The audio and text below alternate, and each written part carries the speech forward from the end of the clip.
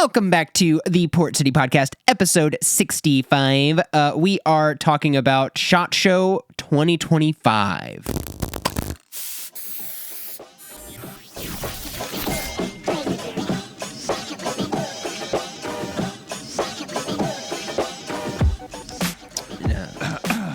Wow. Sorry. That was an intro for sure. I don't know what to tell you, YouTube man. energy right there.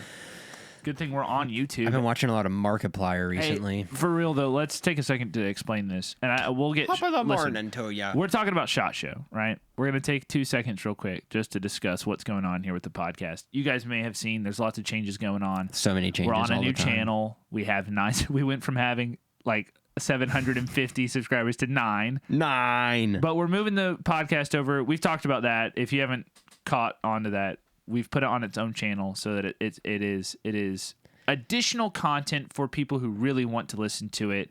But it is sort of flooding our main YouTube channel because it is the thing we post the most of. So we're just for sake of organization, Yeah. and I think digital cleanliness, we are separating them so they are easier to differentiate between Port City Airsoft and Port City Podcast. We also have plans for this next year to release more content on the Port City Airsoft page, and we in an effort to not like butt heads between the podcast and our regular content. And the truth is, there's a lot of people who just want to put on the podcast and listen. Yeah. And those people love the podcast. But those people are a fraction of our subscriber base. So in order to honor... Bless you. That's so aggressive. In order to honor our followers who do enjoy the podcast, who do want to listen to it, we're going to keep it going. We're moving to audio only. Yep. Blah, blah, blah. You know that if you've been listening. What I want to talk about, though, today is what's going on with the different time lengths of the videos. So we have been doing parts of the episode on YouTube to have something additional for our Patreon members. Corbin and I still work full-time jobs elsewhere. It is hard for us to keep up with the amount of work required to keep the channels going. In addition to the fact that we are not just a YouTube channel, we are a business. We fulfill orders from our website. Mm-hmm. We host events. We've got business opportunities. Just a quick go to our website and buy merch. PortCityAirsoft.com. Yeah, PortCityAirsoft.com. Buy patches, buy T-shirts, any of it. Just buy it. So we're doing other stuff, right? So it's very hard to keep up with. We are in 2025 hoping to really step it up on our YouTube. In addition to stuff with the business, we've got a lot of good prospects coming up. You may have heard us talking about it for the last few months, how there's a lot of big things in the works. We're not at liberty to discuss all of that yet, but soon we will be making announcements soon, and we will be making them here on the podcast. So make sure you subscribe and listen. Moving forward, the plan will be that we will be posting the full episode on YouTube. You will get the full 45-minute to an hour-long Port City Podcast episode. Yes. Yeah. So we'll be posting that here. We are also, in addition to that, starting the Ready Room podcast. Yeah. So like when you go, you know the thing when you go to play Airsoft and then you're like it's loading actually all your really mags clever if you think about it. So yeah, and I don't expect everybody to get it because like it's so top tier, very intellectual humor. So the Ready Room is that area that you ready up in. That you ready up in. It's got like a table usually. Put on the barrel sock. Yeah. You can take your goggles off. Flirt with the Airsoft in the Ready Room. What in the Ethan. In the Ready Room area... we all flirt with Ethan? We do. I think so, I do, actually. At least, I think. Maybe. That's how it goes in our Ready Room. Maybe he doesn't get it. Everybody just flirts with Ethan. But in the Ready Room, you can take your goggles off and let your hair down. Yeah. So that's the vibe. No, but the Ready Room is going to be a continuation of the episode for our Patreon exclusive members. Have you guys ever seen Good Mythical Morning? Yeah. It's our Good Mythical Morning.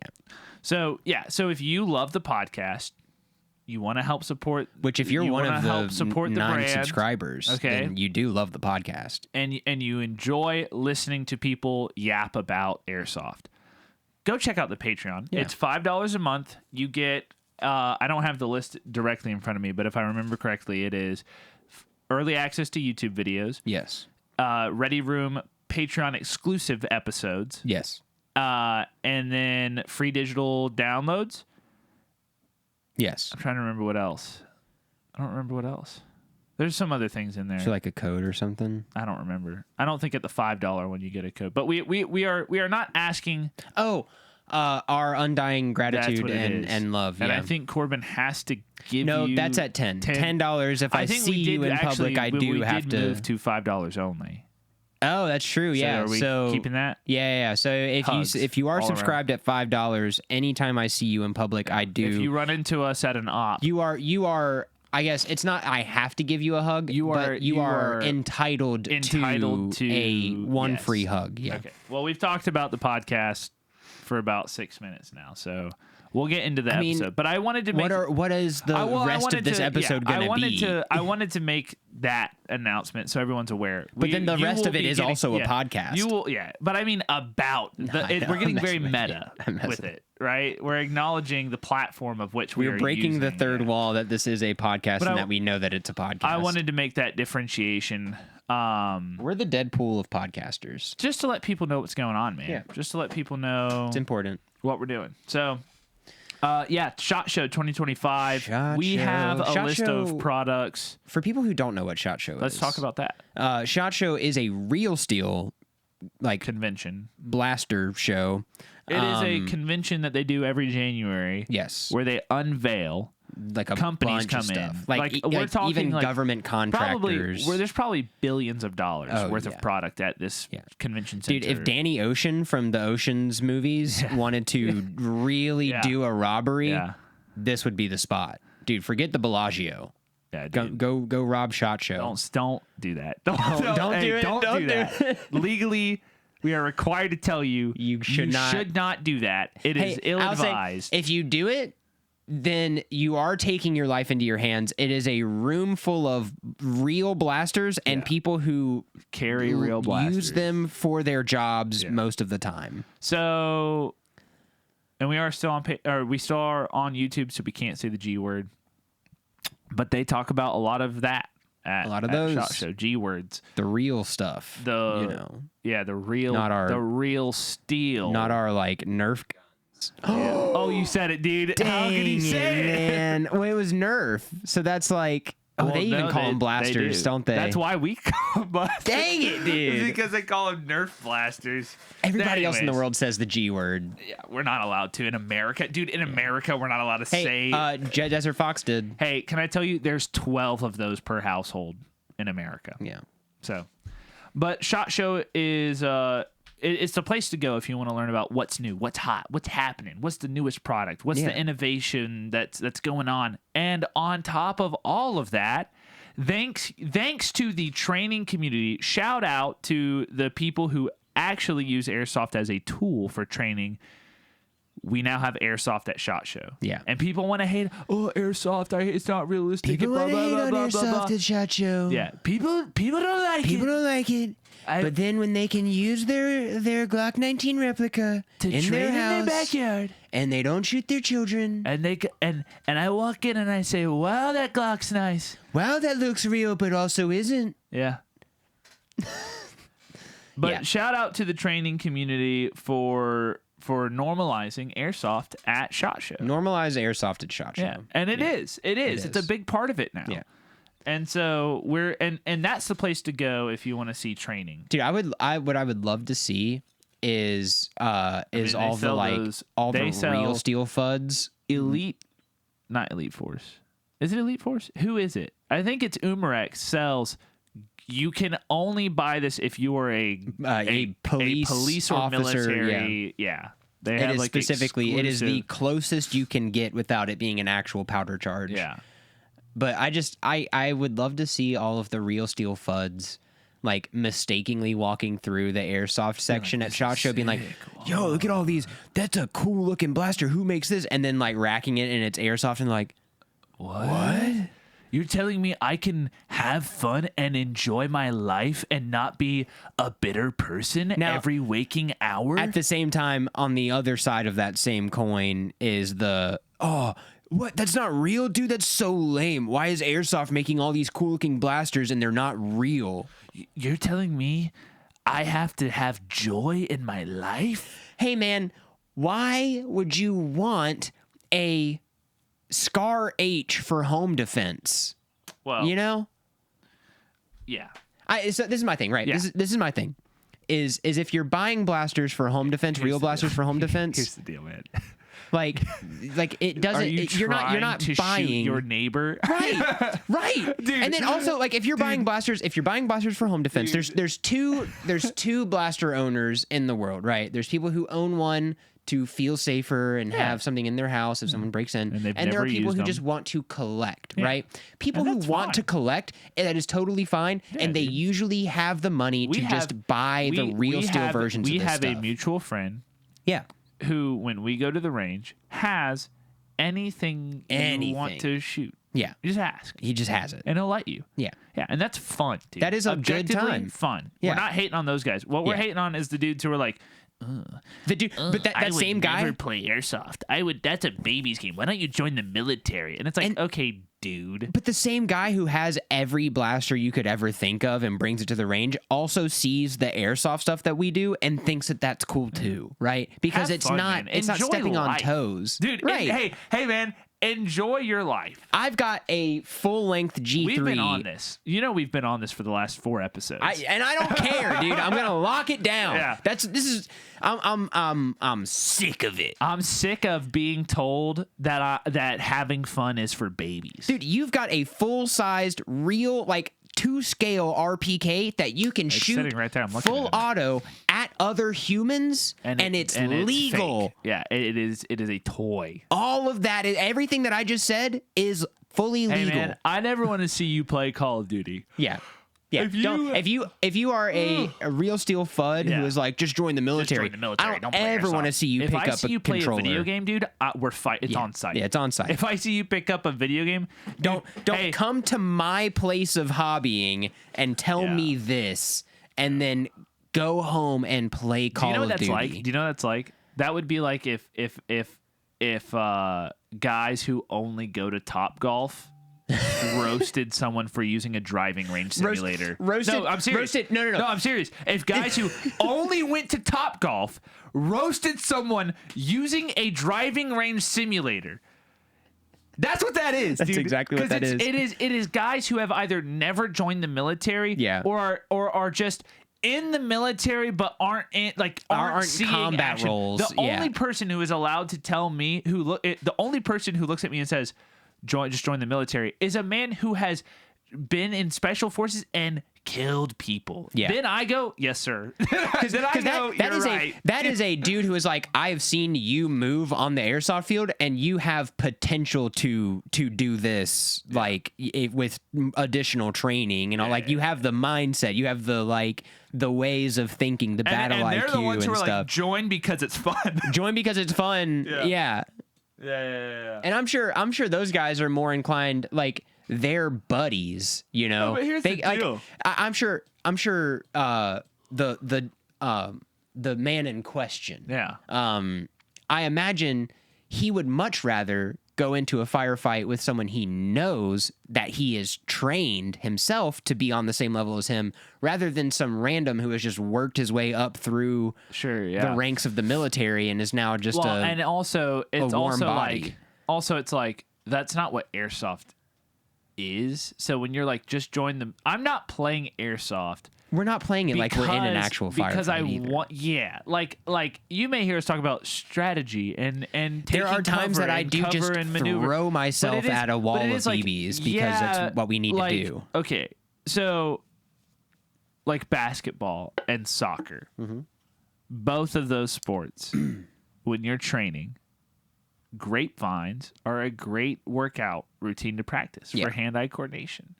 It's fantastic. Cross-body movements, stability, nimbleness. Yeah. Fantastic. Works in both areas.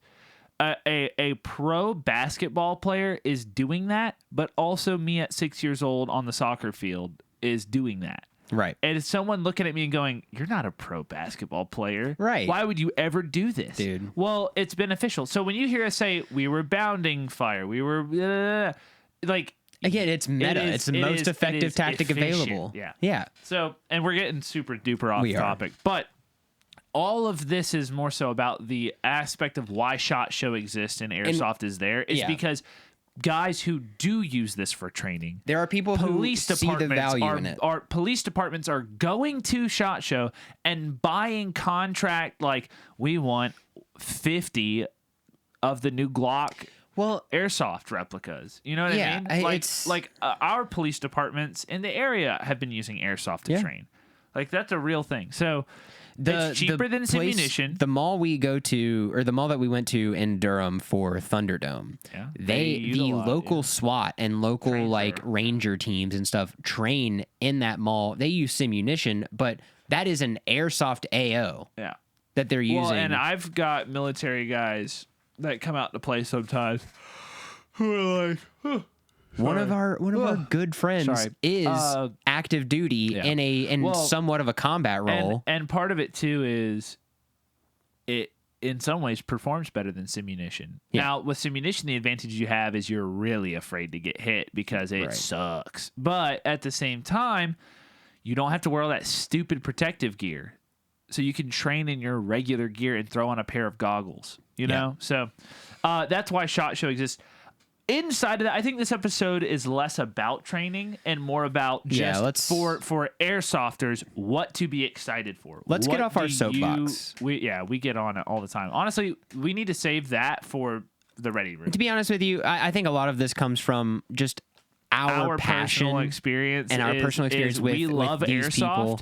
And it's so fun, and it is people like Airsoft Fuds who give this hobby a bad name, dude. Who someone from the outside comes in and goes, "Well, I wanted to play, but everyone's just so toxic." Well, no. Who do you watch on YouTube, dude?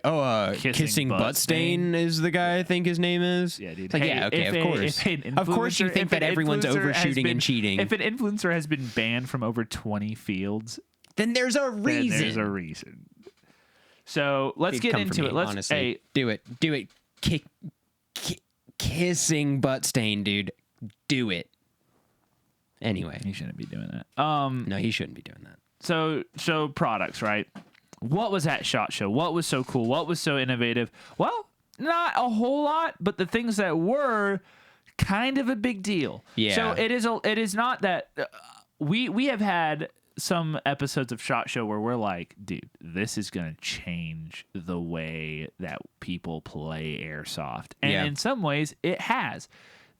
Our whole deal when we started the podcast, our very first episode, was talking about the was it Double Eagle gas blowback. Yeah. Well, it was about MOA, the like blaster, but I think that is more Airsoft, but it's like it's in China or something. I'm talking about the Double Eagle gas blowback replicas that were the Noveski. But that was at MOA, if I'm not mistaken, wasn't it? No, that was SHOT Show. Was it? Yeah. Oh, those take place like right around the same time. But the thing is, but yeah, the Double Eagle Noveski. We did that, and we talked about this is a big deal. If these gas blowbacks work, they will open the door to a lot of Airsoft, and it has. And this year, I don't know if you've noticed multiple of those on the field. One of the I don't know if we have it on the list, but one of the blasters that they talk about in some of the videos we watch is I don't remember who's making it, but the FN Herstal Scar. The Scar, it's a gas blowback Scar with all of the proper Herstal markings on it. And it is just, again,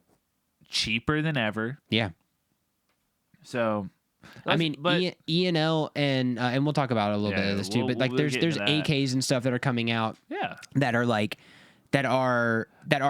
like full steel wood furniture. If you play like Airsoft, two mil spec. You do enjoy your replica being that. Yeah. Being a replica. Yeah.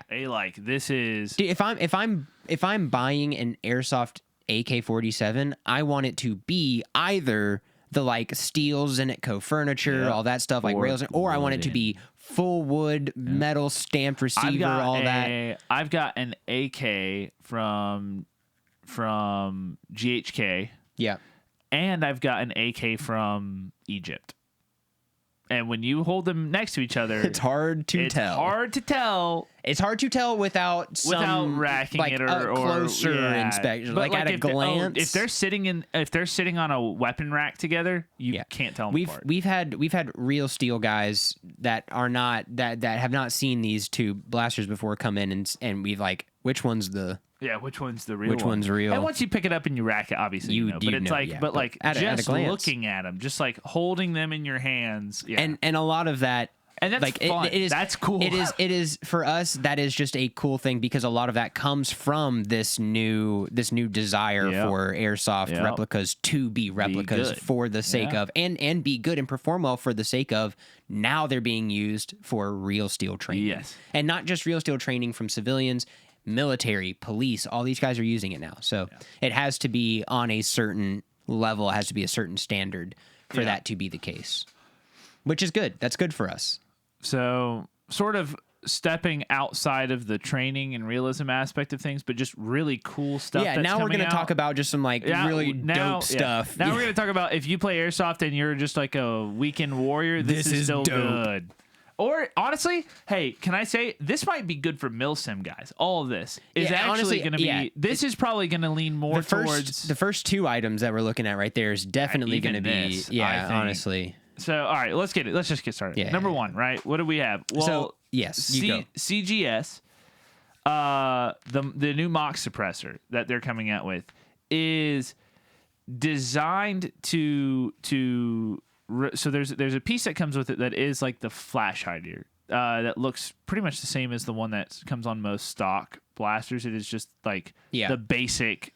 It's got threading on it. I think it was 14. No, 14. It was 14. 14 millimeter inside for the threading on a. But this is proprietary. Sorry. So the flash hider is a proprietary thread. Yes. So but you replace the orange tip with this flash hider. It's and metal, it's got threading on it. And it has threading on it so that your suppressor screws on. So it's not a QD. It's not quick detach, which in my opinion, I don't want quick detach in that way that most people do, because in Airsoft I have just found it's got a lot of wiggle, baffle strikes. Yeah. If they've made it as good as the real steel ones, maybe I would consider it.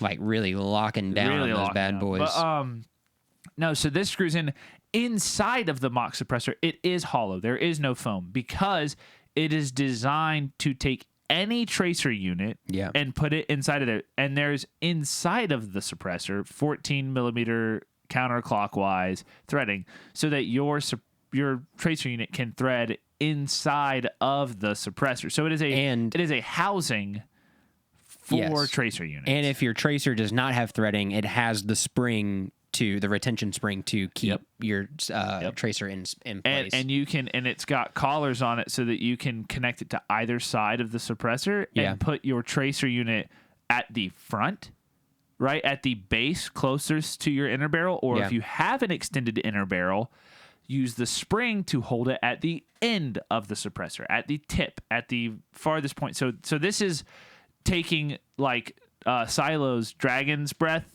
unit that he made. That's not a tracer, but it is cool. And he designed It's not a tracer? No. I thought it was. I thought it was a tracer and a muzzle flash. Nope. It's just a muzzle flash and smoke. I feel like it could very easily also be a tracer. Well, and my point here is if you stacked these. Oh man. So that's what my point is. It with the spring control, being able to leave it sort of anywhere inside. It would take some work. You think there's enough room in there? Yeah, if you don't have an extended inner barrel. Fair.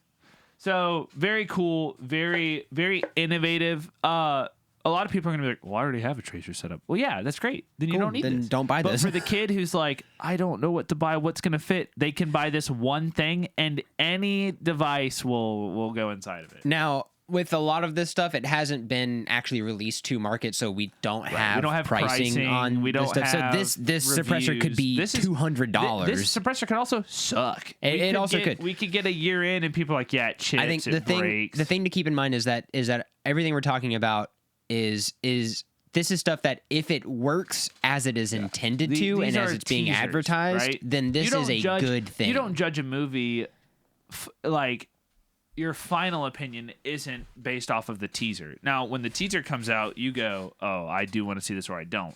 I think we are saying more so we would buy this, right? Now, like once we review it... Film critics are not like doing the Rotten Tomatoes reviews based off of the trailer for this. They're doing it when they watch the movie. So exactly.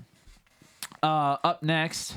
This one is gonna be sick for everyone, dude. Everybody involved. Dude. I'm so ready for this. So Titan is releasing 11.1 lipos or Titan, whatever I don't know what the is it a lipo? It's not a lipo, is it? No, it's a lipo is lithium. I don't remember. There's a difference. I'll look it up real quick. Keep talking, though. Anyway, Titan is releasing 11.1 volt, 4,000 milliamp and 8,000 milliamp batteries. So I think right now, Isaac and I run 3,000 milliamp Titans. And Isaac runs the Thunderdome that we went to, the last Thunderdome.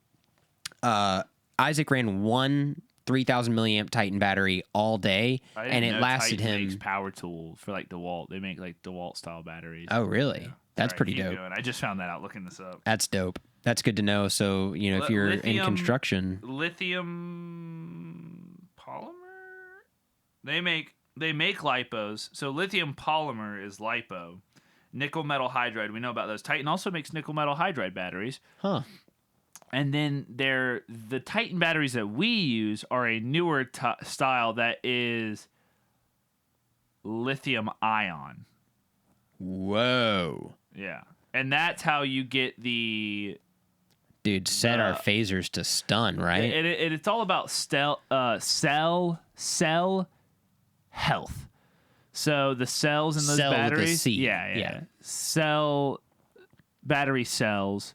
the health of those batteries. So lipos, which are lithium polymer batteries, we've talked about this in the past, but basically just you don't want those to go fully dead, and because you don't want to store them fully charged. Okay. They're very, very particular. Talking about lipo. Okay. Lithium polymer. They're very particular about how they need to be charged and stored, right? Right. Nickel metal hydride batteries do need to be run down to empty and charged back to full health.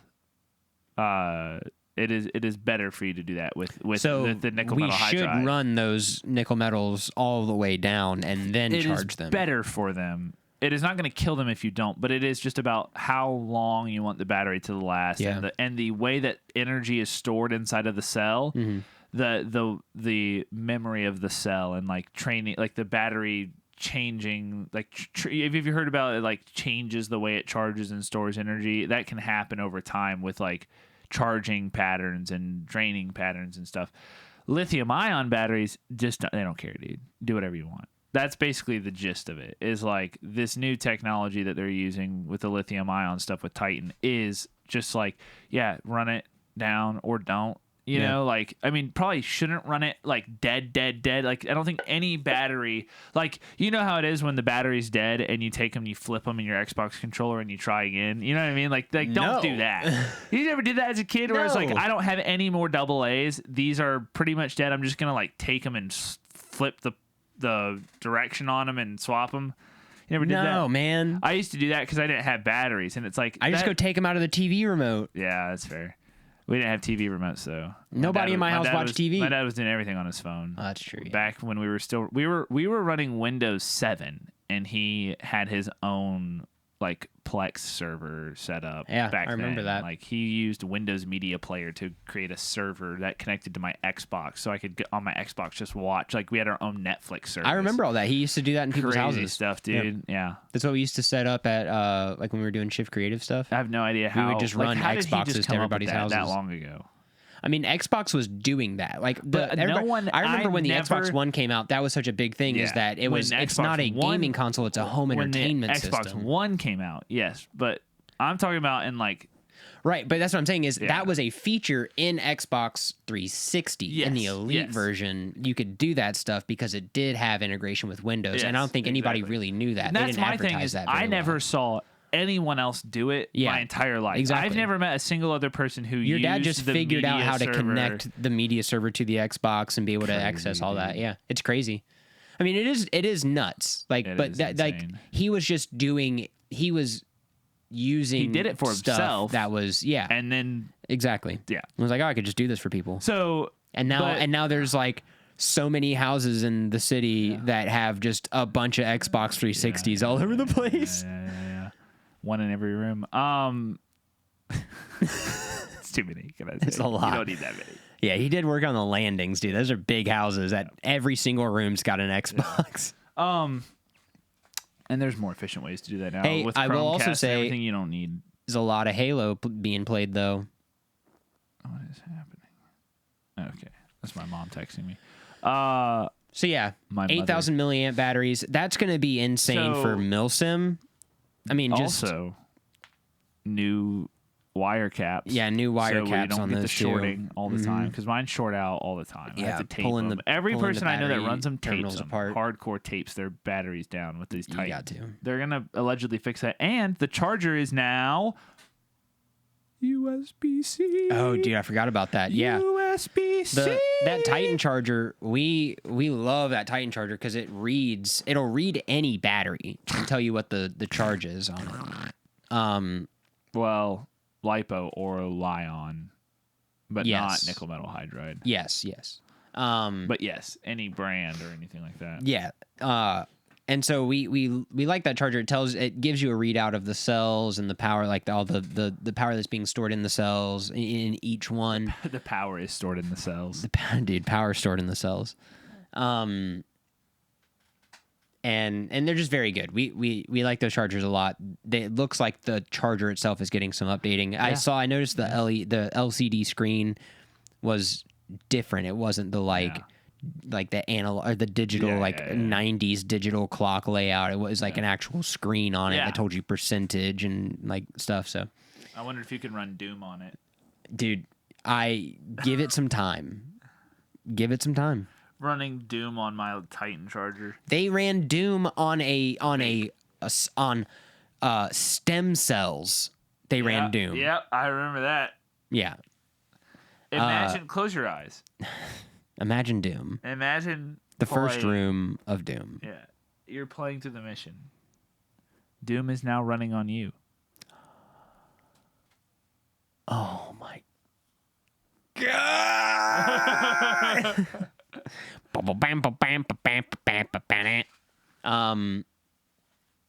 What's next, dude? So up next. All right. The E&L thing, I am neither here nor there on. I do think they'll be good. I do think they'll be worth purchasing. These are the AKs. The E&L AKs being distributed by Elite Force. But I think my thing is we already have companies who do make really good AKs, LCT being one of them. Now, I think LCT does not sell their products with upgraded internals. They use very basic airsoft internals. The big thing with LCT is that the bodies of their blasters are to real steel specs, so you can swap them out with real steel parts. So the E&L ones may be different. The E&L ones, they said that they're going to run a what do they call it? Essential line. Yes. And a platinum line. The essentials will be under $300 is what they said. Mm-hmm.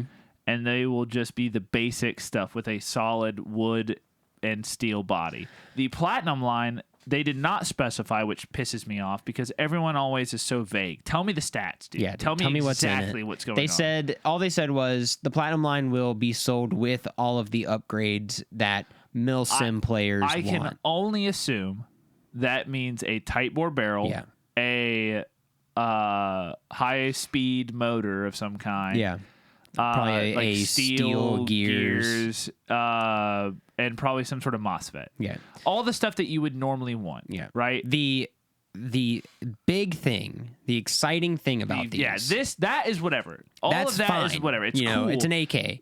Bigger than all of that. More importantly, these AKs are getting shipped out with Elite Force's Rotary style AK hop-up. Dude, and that is huge. That's huge. To have a AK Rotary hop-up. And AK Rotary hop-ups do exist, but not in a good way. In my experience, dude, I've got a SEMA AK, the CM .045 or whatever, the AK-74U variant on our other channel. And I have tried to find a Rotary style hop-up for that blaster in the past, and it's always like Rotary style hop up for this AK, for the Arcturus AK, for this ENL AK, for this thing. So if and I'm not saying that this is what this is, but if it looks like it, but it does look like it. Look at tells it, me is that is way more efficient than whatever you tried to install. And even if these are not compatible with every AK that's on the market,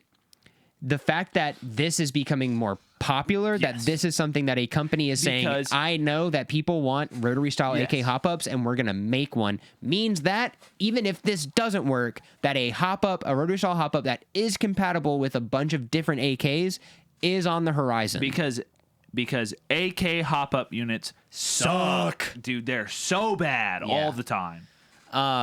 So a Rotary style AK hop-up is very encouraging, and I'm the so MP5 excited. hop-ups are pretty much the same, but instead of the bar being like this, it's offset because it has to stick way further up into the window. Just the way that the gearbox is placed and the charging handle. So it is the same slider, but instead of actually having a nub to grab onto, you know how like it's a bar that goes around that screw? Yeah. The MP5 one is just a flat piece of plastic, a tab, if you will, that slides back and forth. Interesting. And it sucks. It's bad. Yeah. So that's what we're excited for about the AKs is the Rotary hop-up. That is huge.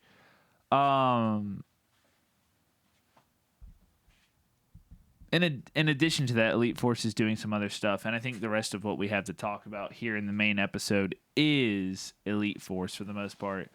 They are releasing a fully polymer 1911 gas. Sorry, CO2. it is CO2 full blowback for $89.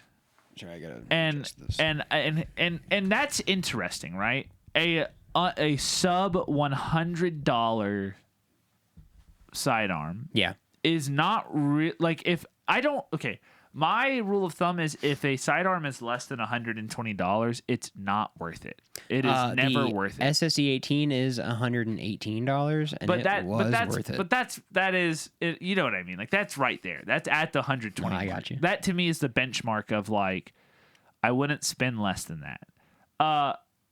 I am interested to see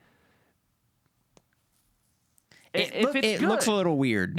But does it perform well? Right. That's the big question. How would you say your Elite Force 1911, your TAC 1911? Well, when the mags works very well. That's everything. I mean, that's everything. The Elite Force 1911. How does the actual blaster perform? It performs very well. Okay. It has smooth action. The blowback smooth feels action. good. The blowback is aggressive. And the accuracy and everything pretty with good. The barrel hop-up adjustments. I haven't had any issues with it. And that was what, 130, 140? Something around there, yeah. I think so. I don't recall. It's the Elite Force. It's the TAC version, so it is a little bit more 1911. expensive, yeah. So $89 for a blowback pistol is crazy. I do want to see. I think we would review it. I would review it. I absolutely would. We're curious about that. Another thing they mentioned was their BR4. The BR4 is a new like $140. It's basically Elite Force's Lancer Gen 3. They are trying to get into the starter blaster world. The cool thing about that is it seems like they have done some updates to the iTrace system, and those blasters will ship with an iTrace hop up. And now we have not used the iTrace. What I've heard mixed reviews. Yeah. What have you heard? So I've not heard much about it. I don't really know people who use it. My thoughts would be this. It is a integrated tracer into a hop up unit. Yes. That is one part that is trying to do two different things. Yes. People are saying that it's bad.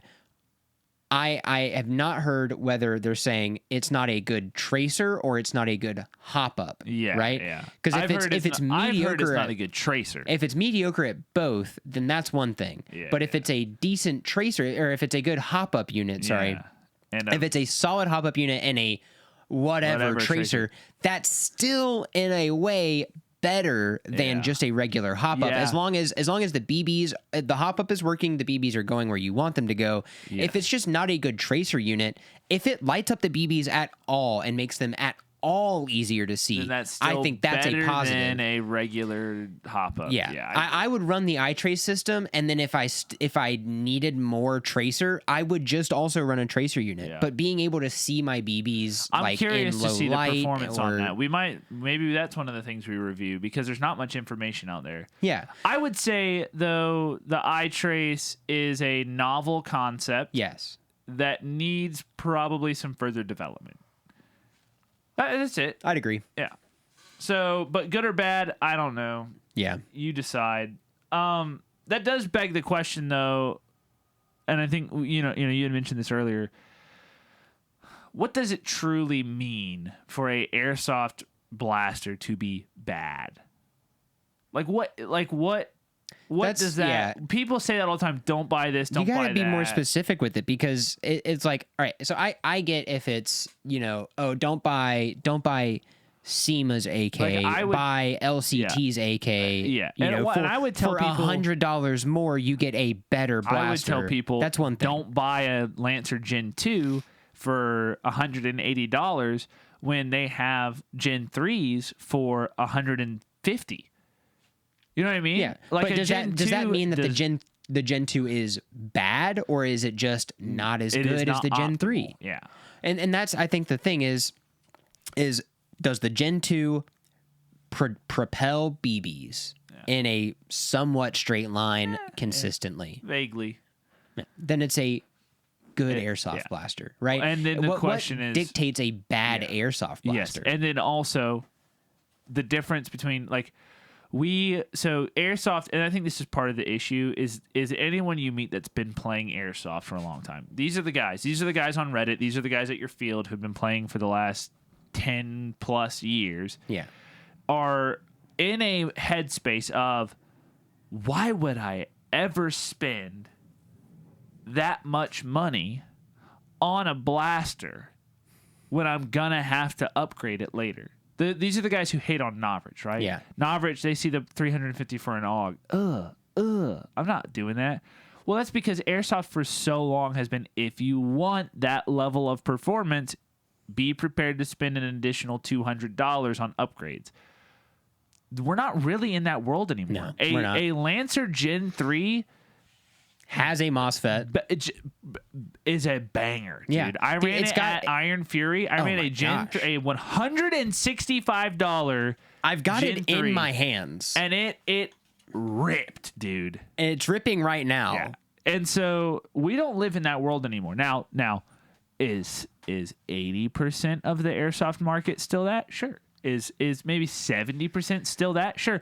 But we have options now where we have an influx of companies making blasters in a sub 200 price range that are good. Elite Force's BR4 is an attempt to make a budget blaster that performs well.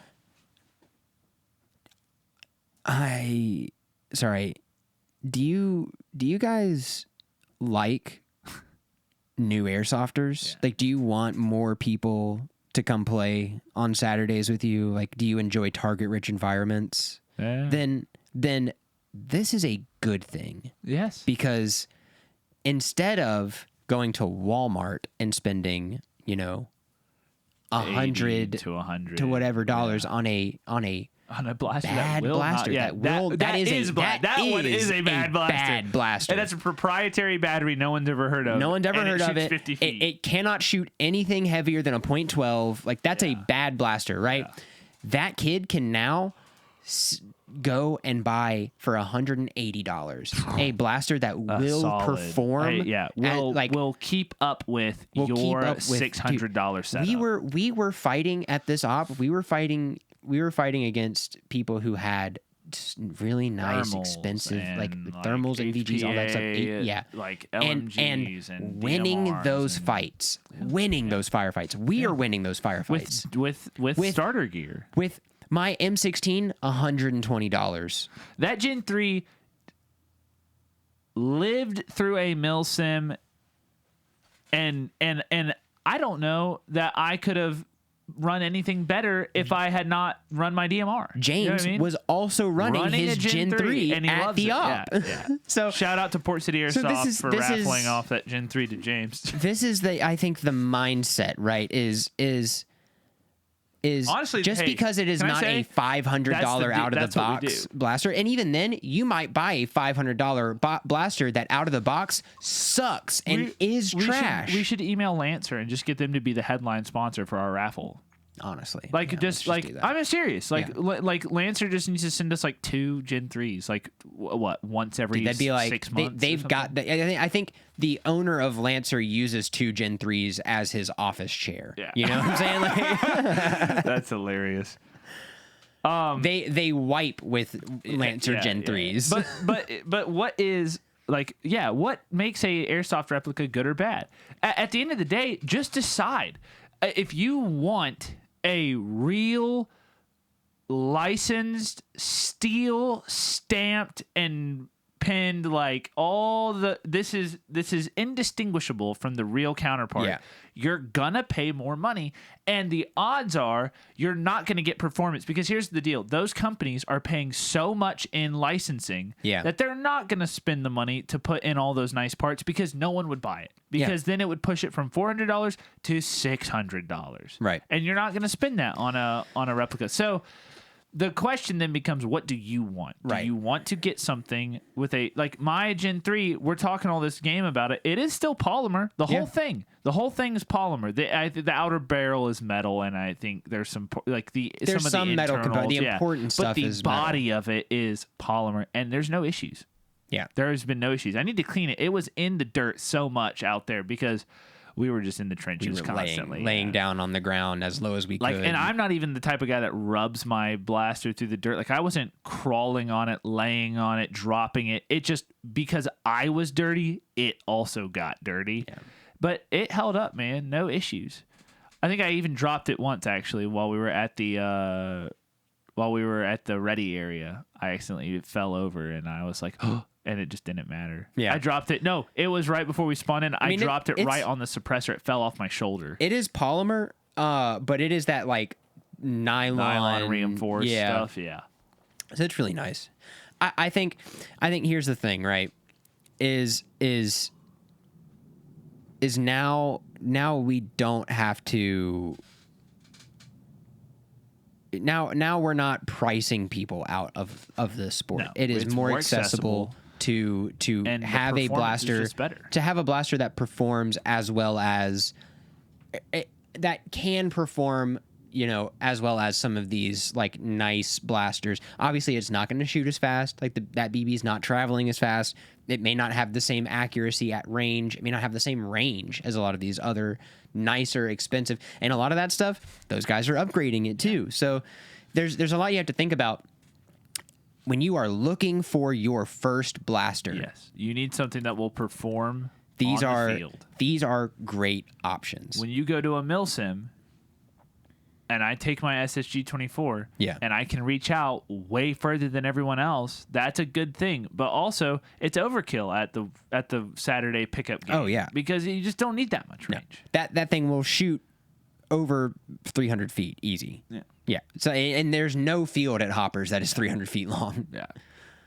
So, it's, yeah. Yeah. I think there's a lot of really good stuff that's in this, like, affordable kind of starter market. That's really good. There's the technology is becoming more accessible. It's nice. And that's important. It's good to see. Yeah. Well, thank you guys for watching. If you enjoyed this episode and want to see more, make sure to check out our Patreon, where, as always, we will continue this discussion in the Ready Room. But I think more importantly than all of this, what we've said this whole time, whether you go to the Ready Room or not, just go play Airsoft. Go play Airsoft, man. Just go play Airsoft. That's what you need to do. Yeah. I mean, even if you just got like one of those slingshots, like you brought that slingshot and loaded it to the, yeah, it's like I've seen people use like, and is that arguably